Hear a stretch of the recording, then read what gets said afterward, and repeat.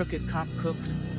Officer Craig Holloway always kept his patrol steady in the dead ends and dim alleyways of the old neighborhood, a place most others feared after sundown. But for him, this cracked and worn corner of the city was a gold mine. Officer Holloway wasn't a cop.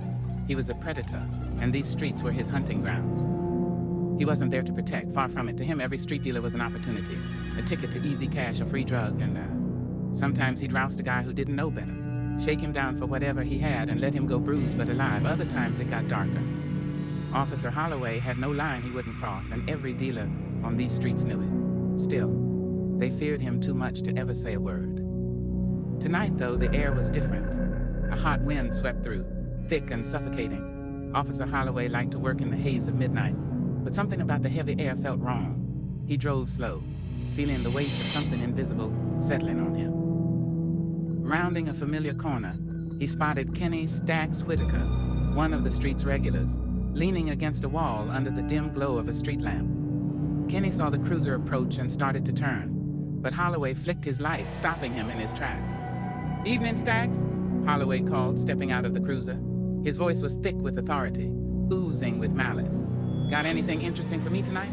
Kenny's face was tense. "Man, I'm clean. Ain't got nothing tonight."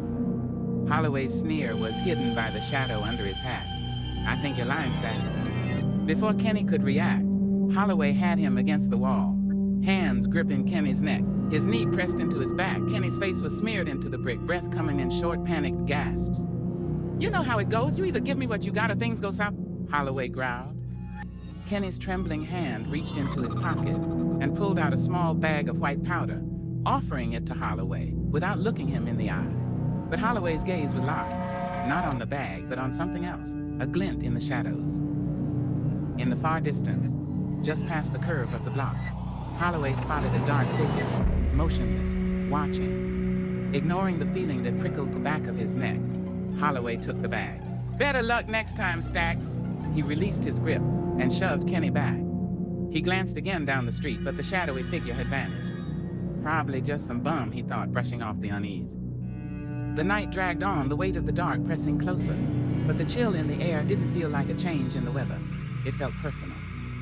Later, Holloway found himself trailing another dealer named Tito, a scrappy little guy with a few felonies on his record. Tito was one of Holloway's usual targets. Only tonight, when Holloway caught up to him, Tito seemed different, nervous, even for him. "You got something for me?" Holloway demanded, pulling Tito into the shadows of an alleyway. But Tito only shook his head, eyes wide. "You should stop, man," Tito whispered, voice shaking. "This thing is not right." "What thing?" Holloway barked. Tito's gaze was fixed behind Holloway, looking somewhere over his shoulder. The color drained from his face, and he started muttering in a language Holloway didn't understand. Holloway spun around, but the alley was empty. Still, he felt a cold sweat forming at the back of his neck. "Stop messing with me, Tito," Holloway snapped, but his voice felt thin. Tito was already backing away, his eyes glazed with terror, until he turned and bolted, vanishing down the maze of streets. And then Holloway felt it. The air shifted, an invisible weight pressing down, so heavy he almost gasped. The dark figure was back, standing under the street lamp, silent and still. The figure was almost impossible to make out, but Holloway could see its outline, a tall, lean shadow with an unnatural stillness, cloaked in what seemed like wisps of fog. "Who the are you?" Holloway shouted, his voice cracking. The figure said nothing but raised a hand pointing directly at him. Holloway's chest tightened, his pulse hammering, as he tried to move, but his body felt rooted to the ground. In an instant, a memory surfaced, as vivid as though he were back in the moment. A dealer he'd cornered months ago. Holloway had wanted something from him, but the kid hadn't played along. Furious, Holloway had hit him again and again, leaving him crumpled on the ground, gasping. Holloway hadn't thought much about it at the time, but now he remembered the kid's last words, whispered through broken teeth and blood. "I'll haunt you," the kid had promised, his voice thick with hatred.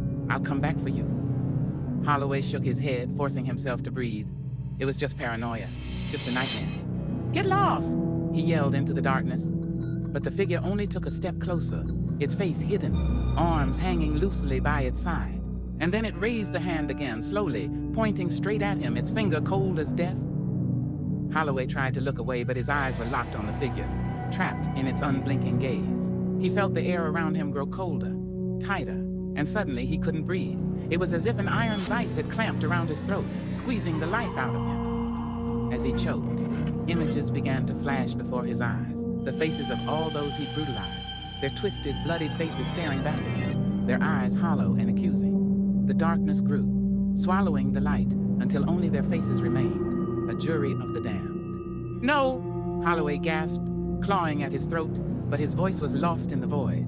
Each face closed in, whispering, chanting his name with venom. In his last moments, Holloway saw the figure step forward, lifting his face from the shadows. It was the kid, the one he'd left for dead.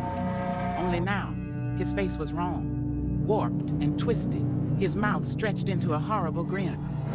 "Time's up, Holloway," he whispered, his voice echoing in the empty streets. And then, in a single breath, the darkness consumed him. When the sun rose over the city the next morning, Officer Holloway's cruiser was found abandoned, parked at the end of an alleyway. His body lay sprawled on the cold ground, eyes wide open, fixed on the sky in an eternal, silent scream. No one in the department knew what had happened, and few cared to ask.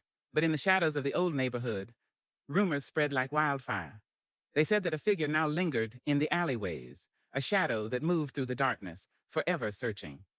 And every dealer in the area would glance over their shoulder, knowing that no matter what side of the law you're on, sometimes even the hunter becomes the hunted.